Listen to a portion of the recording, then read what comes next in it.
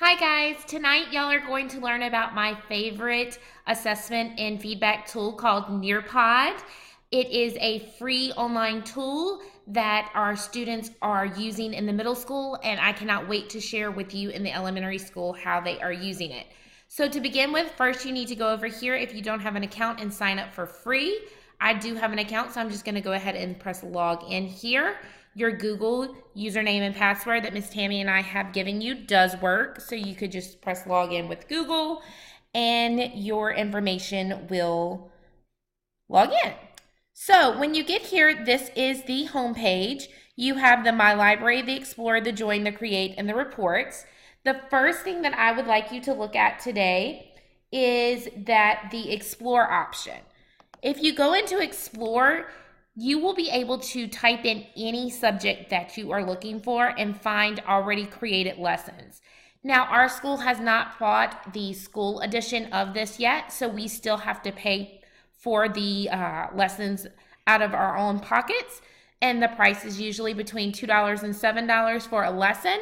But sometimes if you're in a time crunch and you don't have time to do it and you want something fun and engaging for your students. So like this week, I'm doing commas in my classroom.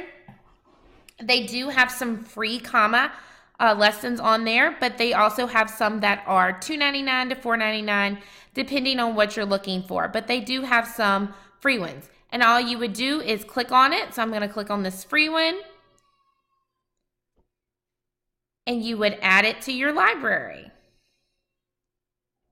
Now, let's go back to the home page because I want to show you how to create a lesson in Nearpod in case you don't find something or you have the time and you want to make it a lesson just directly for your students the way that you want it. So you would go over here and you would click Create.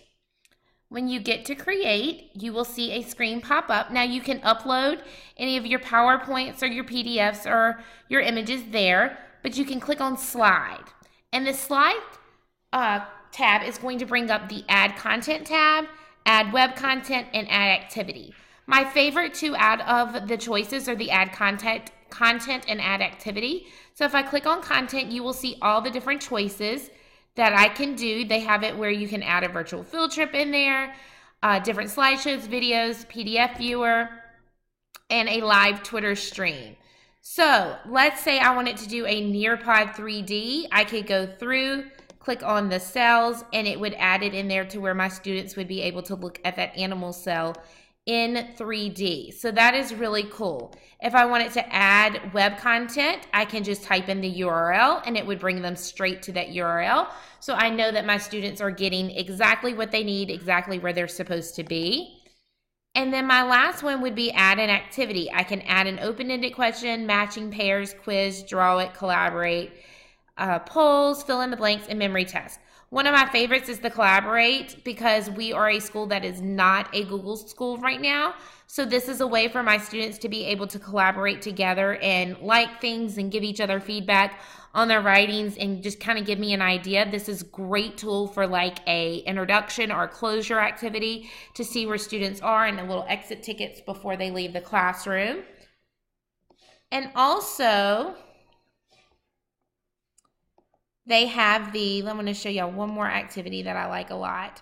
The Draw It activity. So what would happen with Draw It is you would pick a slide and you can have your students go in and draw on it. So you would input the directions, upload a background, upload a slide, and they would be able to do it. So like today I put in different Twitter tweets that celebrities used, and my students had to go in and correct their grammar on top of it with the drawing tool. So it was pretty cool. So let's go through and act like we are actually going to create one now. So I would go to create your own lesson, add a slide, add content. So let's add a slide first. Once I get to the slide, I can pick my different themes that I want to use. I can add the text, the video, the images, and the GIFs, whatever I want. So I'm going to pick that, type in my information by just clicking on it. It's very simple, a lot like Adobe Spark when it comes to doing and saving things. Press save, save the changes, and my slide has been created. Now, if I want to add another slide, but this time I want to add an activity, I could just do an open-ended question. Say, what is your favorite season? Question mark, and my students would be able to answer it. And those results, because this is the free version, would only show up on my computer. And then I would not be able to access the reports later because that is a premium feature that our school does not allow us to have at this time. But this is just a cool tool I want you to go through and explore. When your students get it, it does not require a login for your students. Your students will get a code at the beginning of the lesson to log in. So all they have to do is go to Nearpod.com to log in. I'll show you how to get one of these codes. I'll show you one of my pre-created lessons. So the one I did today in class was the adjectives and adverbs. So I would do a live lesson. We unfortunately would not be able to do a self-paced lesson at this time because it is a premium feature also. But all they would do is log in with this code here, and they would be able to type in, and it would show up directly on their computer screens or their iPads. You can also share it through your LMS if that would be easier, and it has a direct link through Google Classroom and Remind.